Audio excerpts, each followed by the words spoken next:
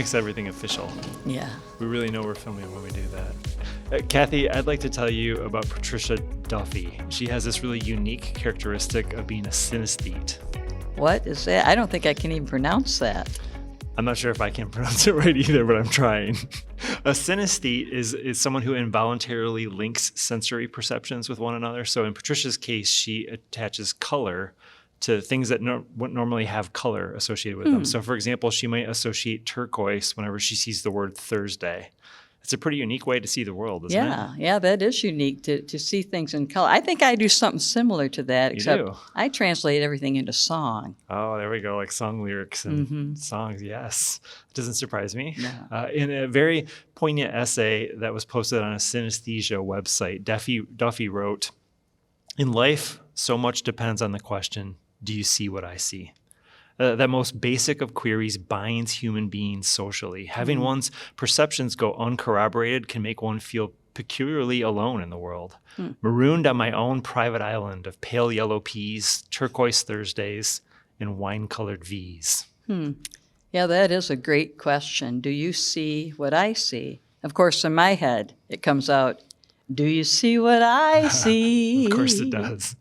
You know, it goes much deeper than sight, really. I mean, we could ask that question of everyone we encounter when we're trying to gauge their beliefs or opinions on everything from what kind of food they like to even more controversial issues like gun reform or immigration.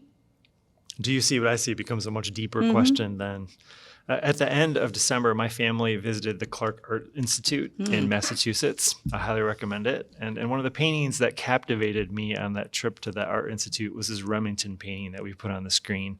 It's entitled Friends or Foe, or it's also been called The Scout. And I'm curious, Kathy, as you look at that painting, what do you see? Well, the first thing I notice is that it must be cold. I mean, you can see that in the condensation of the horse's breath. And I almost can feel the crisp night air and hear the crunch of the frozen snow under the horse's hooves. And there appears to be a slight breeze blowing, too, because you see it in the horse's tail and mane. Oh, I didn't notice that. Yeah, the rider doesn't have very many layers of clothing on, so I'm sure he must be freezing. He looks stiff sitting there, gazing into the distance at what looks like a tranquil village down there in the valley. I think he's contemplating his next move. Those are really good observations, Kathy. I'm pretty impressed.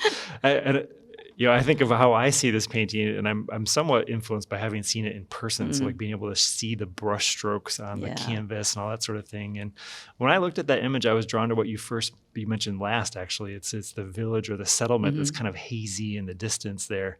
And I'm glad you noticed that too. The writer sort of dominates the painting, right? And I think that's the main thing that we notice, the tension in the writer's posture, the breath coming out of the horse's mouth that shows us it's cold. And immediately I was like, oh, I wish I was there because I love cold weather and snow.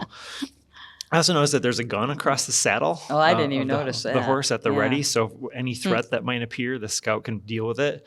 And you noticed you're sort of contemplating a next move as the feel of the painting. And to me, there's a sense of anticipation that this painting brings about. And it's kind of fun to just look at a piece of art and to talk about it and share our observations. And I feel like as we do that, Kathy, it sort of draws us together to do that. Yeah, I think you're right, Mark. When you're looking at a piece of art, it's easy to just subjectively answer questions about it. Do you see what I see?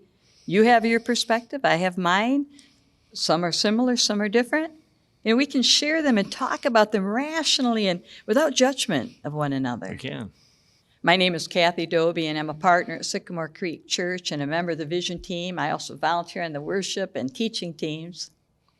And my name is Mark. I'm the pastor of the Sycamore Creek Church Potterville campus.